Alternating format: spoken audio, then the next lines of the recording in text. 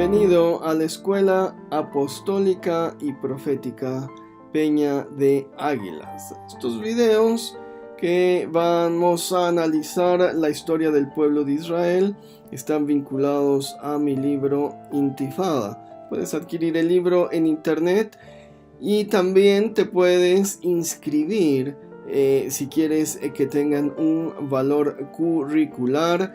Te puedes inscribir en la página de la EAPA, es buscatufe.com, entras en la sección de enseñanza y bueno, ahí van a estar los requisitos para que salgas con un título, si es tu deseo, y estos videos también tengan este valor curricular. De otro modo, bueno, puedes ver los videos, no hay ningún problema, puedes comprar el libro o puedes inscribirte a la APA, puedes hacer las tres cosas. Que el video tenga un valor curricular, bueno, necesitas estar inscrito en la APA, necesitas comprar mi libro en amazon.com, con un solo clic te lo envían a tu casa, y también necesitas entregar un resumen de cada video, unas cuantas cuartillas, como se te dará instrucciones cuando estés inscrito en la EAPA. De otro modo, bueno, eres bienvenido a ver el video, a comprar el libro si lo deseas. La parte 1 del capítulo 12, que he titulado La invención de Palestina. En este libro Intifada, que puedes adquirir en Amazon, te lo envían a cualquier parte del mundo con un solo clic por medio de tu ordenador. Dice la escritura: no los echaré de delante de ti en un año, para que no quede la tierra desierta y se aumenten contra ti las fieras del campo. Éxodo 23-29. Bueno, básicamente en 1979, Menachem Begin, que fue el primer ministro de Israel, devolvió la península del Sinaí a Egipto.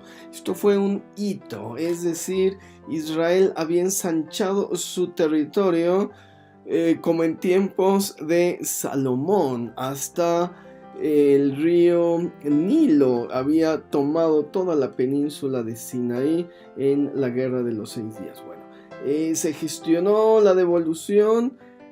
Menachem dijo: les devolvemos la península a Egipto con la condición de que los países árabes nos reconozcan como nación, es decir, dejen ya sus intentos armamentistas bélicos, guerra abierta declarada en contra del Estado de Israel. Y el presidente de Egipto, Anwar el-Sadat, prometió a la nación judía el pleno reconocimiento por parte de los países árabes. Fue un hito histórico y otra vez se volvió a rehacer el mapa de Israel. Es más lo que el territorio actual es, después de que devolvieron la península del Sinaí, corresponde a las mismas fronteras, es decir, tal como quedó en 1979, así es Israel actual. Entonces, básicamente, bueno, las naciones habían prometido, las naciones árabes, reconocer a Israel como nación, etc. Pero siguió, bueno, la problemática con Líbano, con Jordania y con Siria, en un conflicto bélico que se seguiría escalando y que afectaría la paz de la región. En el caso de Jordania, bueno, Israel, dijimos, se anexó hasta los territorios hasta el río Jordán, y los exjordanos que quedaron flotando, es decir, que quedaron dentro del territorio de Israel, tuvieron tres opciones. Una, regresar a la propia Jordania. Los que lo hacían eran puestos en campos de concentración por el mismo rey Hussein bin Talal. Es decir, este hombre dijo: ¡ay! Se nos vienen todos a Amán, a la capital, no tengo cómo sustentarlos, es un problema. Estamos hablando de 2 millones o 3 millones de jordanos. no a campos de concentración, me van a desestabilizar la economía del país. Imagínate que se anexan un estado, no sé, en México por ejemplo, Sinaloa, Monterrey, y los regios empiezan a emigrar hacia la capital y el presidente los pone en campos de concentración, ¿no? Bueno, eso fue básicamente lo que pasó con los jordanos. Los jordanos dijeron, ay, no puedo ni regresar a mi país, ¿cómo crees? Y me acaban de cambiar las fronteras. Imagínate. Otros dijeron, vámonos a Europa. Emigramos a Europa, algunas naciones los aceptaron, Francia, Inglaterra, Alemania, y bueno, se exiliaron.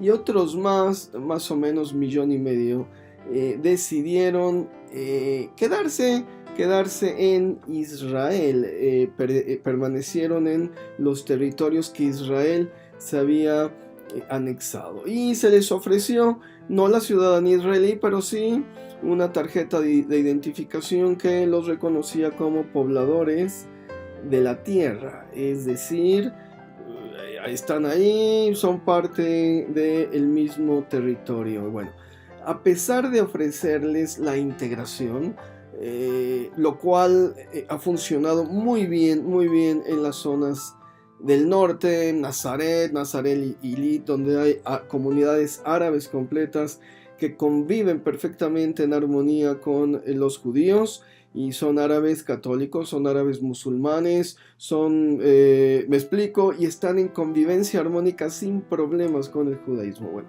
se levantó este caudillo, era un caudillo egipcio, fue introducido durante la Guerra de los 6 días. El hombre se llama Yasser Arafat, mundialmente conocido, presidente del partido político Al-Fatah, que fue fundado en 1959, y bueno, son las siglas del Movimiento Nacional de Liberación de Palestina, así le llamó a su movimiento, ¿no? Esto lo organizó Egipto, y bueno, introdujo a este hombre en la Guerra de los 6 días. El hombre ni siquiera es jordano, era egipcio, y el hombre dijo, bueno, vamos a organizar esta gente y vamos a crear nuestro propio estado. O sea, sí me explico. Bueno, a estos territorios que quedaron flotando, básicamente es una franja intermedia en Samaria, la zona de Samaria, unas zonas aledañas a Jerusalén, Ramallah, Beit Lehem, y una franja pequeña de unos 40 kilómetros en el sureste, conocida como Gaza, se les nombró Palestina. Todo esto estaba financiado por Irán, por Siria, por la Unión Soviética, por supuesto. En 1996 este hombre, Yasser Arafat, ocuparía el cargo de presidente de la Autoridad Nacional Palestina, y esto también nombraría a las fuerzas militares que buscaban desestabilizar a Israel por medio de este nuevo país imaginario. ¿Sí me explico? Mira, es como si los latinoamericanos que viven en Los Ángeles de pronto dijeran, no, pues esto es Aztlánchico como Mostoc, vamos a luchar por la independencia de Los Ángeles y vamos a convertirnos en un país autónomo. Cualquiera diría, oh, sí, Aztlánchico como Mostoc, oh, sí, cómo no. Bueno, acá no recibió apoyo internacional, es decir, no sé realmente qué papel juega la ONU, qué papel juega la Unión Soviética, qué papel juegan todos aquellos que apoyaron esta idea imaginaria de crear un país inexistente, de un territorio que fue tomado como botín de guerra. Mira, hermano, querido audiencia, México sufrió despojos terribles que cercenaron la mitad de su territorio. Fuimos invadidos por los franceses, fuimos invadidos por los americanos. Texas es un ejemplo. Cuando Estados Unidos se anexó a Texas, quedaron mexicanos flotando ahí en Texas, se les dio la doble nacionalidad. Eran norteamericanos y eran mexicanos al mismo tiempo. Ahora imagínate que esos mexicanos hubieran dicho, no, queremos la independencia y vamos a formar un nuevo país que se va a llamar, no sé, imagina tu nombre imaginario, Florencia o qué sé yo, ¿sí me explico?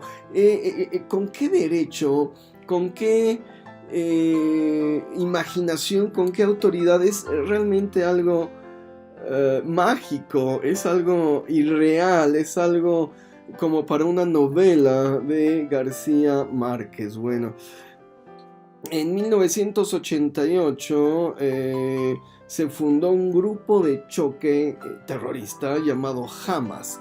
Hamas es acrónico de Movimiento de Resistencia Islámico. Fue fundado en 1988 como una organización yihadista. La yihad es un concepto religioso que tiene como fundamento el Corán y busca extender la fe islámica en el mundo mediante los mujahidines. Mujahidín es el término árabe que se le da a un individuo que se convierte en un mártir en una guerra santa, es decir, una persona que se inmola, una persona que muere intentando matar al enemigo, sea cual sea el nombre del enemigo. Es un mujahidín, va a recibir premios en el cielo con Alá. Los hombres van a tener 10 o 12 o 13 mujeres vírgenes para que les sirvan en todos los placeres que ellos quieran. Las mujeres también van a estar ahí en mesas deleitosas, etcétera, etcétera. Bueno, Estados Unidos apoyó a Israel, les surtió el equipo bélico necesario para la defensa de su territorio, y la Unión Soviética también vio en el conflicto la manera de proveer armas a sus enemigos, ¿no? Siempre en todos los conflictos las naciones, las grandes potencias ven ahí la forma de vender su armamento en un desenfreno mercenario que no es ni siquiera antisemita, es más bien mercantil, ¿no? Se venden al mejor postor. En el Líbano aparecería otro grupo terrorista llamado Hezbollah, de su traducción del árabe como Partido de Alá, y surgiría después de 1946. Este grupo terrorista, financiado por Irán, llevaría sus milicias a la frontera norte con Siria para perpetrar desde allí ataques o actividades de carácter terrorista, es decir, lanzar misiles a territorio israelí. Tanto Hamas como Hezbollah han realizado cientos de atentados a nivel mundial que se han cobrado la vida de miles de personas inocentes. El asalto en las Olimpiadas de Múnich, por ejemplo, durante los Juegos Olímpicos de 1972, lo realizó Hamas. La mayoría de las bombas que estallaron en París durante el 2015 y el 2016, que cobraron la vida de cientos de personas, se debieron a las actividades de Hezbollah. Para el historiador israelí Yuval Harari, el terrorismo, o bueno, estos grupos terroristas, lo que muestran es una gran debilidad, porque no tienen la capacidad armamentística para enfrentar a un país de frente. Es decir, Egipto, Siria, Jordania, Líbano, Irán dijeron: ¡ay, no podemos con Israel! Ya intentamos 2 veces atacarlos y son increíblemente fuertes. Entonces vamos a meter una mano débil, un bracito débil que cause terror. Para Yuval Harari, en realidad se cobra más vidas la contaminación ambiental, los accidentes automovilísticos, que las acciones terroristas. Entonces, ¿por qué tienen tanto efecto y tanto punch? Es muy interesante, explica Yuval Harari. Dice, es como una mosca en una cristalería. Dice, una mosca rondando ahí por los cristales ni siquiera puede mover las tacitas, ni siquiera pueden mover las copas. Dice, entonces lo que hace la mosca es zumbar en el oído de un toro, y el toro va y destruye la cristalería, ¿no? Como ejemplo, Afganistán. Hubo un ataque terrorista a las Torres Gemelas, algo terrible. hubo 3.000 muertos y bueno, esto desató que Estados Unidos invadiera Afganistán, es decir, y entonces el grupo terrorista dicen, miren, pobrecitos de nosotros, el imperialismo yanqui culminó o nos está destrozando. Es decir, son grupos tan débiles que no tienen la fortaleza para entrar y golpear de frente a los países, ¿no? Entonces, bueno, es algo terrible. Básicamente, cuando un país pierde una guerra y otro país toma un territorio como botín de guerra, así es como sucede, ¿eh? Así es como sucede. Los palestinos, me niego a llamarlos palestinos, los exjordanos que viven en esta zona, bueno, pues son unos malos perdedores y ni siquiera ellos, son los líderes enfermos que manipulan a la gente para irse a matar en nombre de un país inexistente, ¿no? Realmente si hubiera un líder bueno que pensara por los intereses de la población, hubieran gestionado la paz con Israel, hubieran gestionado su reconocimiento en derechos, etcétera, y bueno, para que vivieran en completa armonía, como lo hacen muchísimos árabes en Israel sin problema alguno con los judíos. Fueron los exjordanos que no entendieron que perdieron su territorio en esta guerra de los 6 días. Y bueno, como malos perdedores dijeron, devuélvenoslos, y ni siquiera se organizaron ellos mismos. Fue Egipto financiando a un líder que después se convirtió en un líder terrorista, Yasser Arafat. Vamos a ver los pormenores en las siguientes partes. Presento los libros que he escrito: la Biblia diacrónica con hebraísmos, una historia lineal donde se presentan los hechos de manera cronológica con hebraísmos que nos ayudarán a comprender la profundidad del texto bíblico, los nombres de Dios y el poder en los nombres de Dios.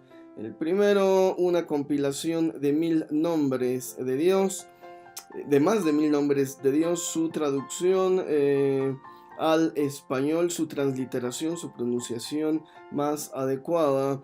Y el segundo es este mismo libro con una explicación de cada nombre y el poder que podemos nosotros hacer fluir de lo alto para recibir las bendiciones de Dios, del Eterno, mediante la pronunciación de su nombre.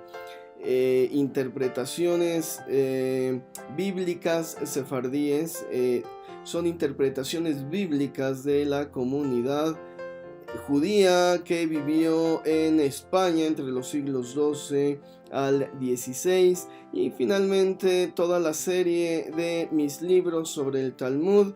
Ya vamos hasta el número 7, que son interpretaciones bíblicas de principios de siglo de los rabinos contemporáneos a Jesucristo.